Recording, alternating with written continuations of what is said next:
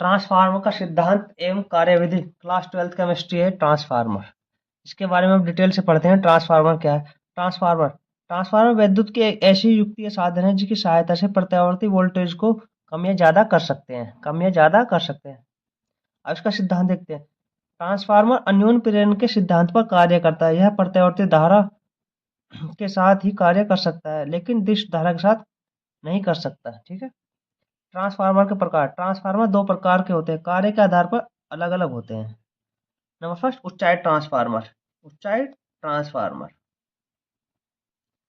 यह ट्रांसफार्मर न्यून प्रत्यावर्ती वोल्टता को उच्च प्रत्यावर्ती वोल्टता में बदलता है, एनएस ग्रेटर देन एनपी। ठीक है। लो वोल्टेज को हाई में बदलता है। अपचाई ट्रांसफार्मर यह ट्रांसफार्मर अपचाई ट्रांसफार्मर कहलाते हैं। यह उच्च प्रत्यावर्ती वोल्टता को निम्न प्रत्यावर्ती वोल्टता में बदलता है, हाई वोल्टेज को लो वोल्टेज में बदलता है। अब इसकी रचना देखते हैं। ट्रांसफार्मर की रचना देखते हैं। इसमें नरम लोहे की पत्तियों को एक के ऊपर एक रखकर आयताकार पटलित करोड़ बनाई जाती है। जैसे नरम लोहे की पत्तियां एक के ऊपर एक रखकर एक आयताकार पटलित करोड़ बनाई जाती है। ये पत्तियां एक दूसरे को पृथक रखती हैं जिससे करोड़ में भंवर धाराएं जिसमें करोड़ में कम भंवर धाराएं उत्पन्न हो और वैद्युत का क्षय नगण्य हो। इस करोड़ तांबे के तार की दो अलग अलग कुंडलियां लपेटी जाती है। तांबे की तार की दो अलग अलग कुंडलियां P1 और ये हमारी प्राथमिक कुंडली और S हमारी द्वितीय कुंडली लपेटी जाती है। इनमें से एक तांबे के मोटे तार की कम फेरों वाली होती है जिसे प्राथमिक कुंडली कहते हैं।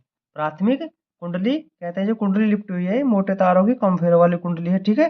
ये मोटे तारों की कम फेरों वाली कुंडली है, पतले तारों की ज्यादा फेरों वाली कुंडली है। ठीक है। जिसे प्राथमिक कुंडली कहते हैं। द्वितीय कुंडली में तांबे के पतले तार के अधिक फेरे, ये हमारी द्वितीय कुंडली में तांबे के अधिक अधिक फेरे हैं। ठीक है।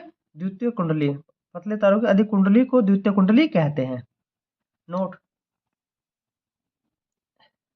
जबकि अपचाई ट्रांसफार्मर में सभी इसके विपरीत होते हैं। अब सिद्धांत देखते हैं। ट्रांसफार्मर का सिद्धांत।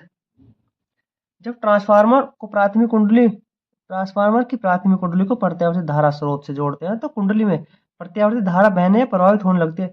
यह धारा करोड़ को चुंबकित करती है। तो धारा के प्रत्येक चक्र में करोड़ एक बार एक दिशा में और दूसरी बार दूसरी दिशा में चुंबकित होती है। करोड़ के बार बार चुंबकन तथा विचुंबकन के कारण कुंडली से गुजरने वाले चुंबकीय फ्लक्स में परिवर्तन होता रहता है। चुंबकीय फ्लक्स विद्युत चुंबकीय प्रेरण के कारण द्वितीय कुंडली में उसी आवर्ती का विद्युत वाहक बल उत्पन्न हो जाता है। नेक्स्ट देखते हैं आगे, जिसका मान दोनों कुंडलियों में फेरों की संख्या के अनुपात पर निर्भर करता है। फैराडे के नियम के अनुसार माना प्राथमिक कुंडली में फेरों की संख्या Np है, द्वितीय कुंडली में फेरों की संख्या Ns है। प्रत्येक फेरे से बद्ध चुंबकीय फ्लक्स फाई है। प्राथमिक कुंडली में प्रेरित विद्युत वाहक का Ep बराबर minus Np delta phi upon delta T, हमारे समीकरण 1 हो गई।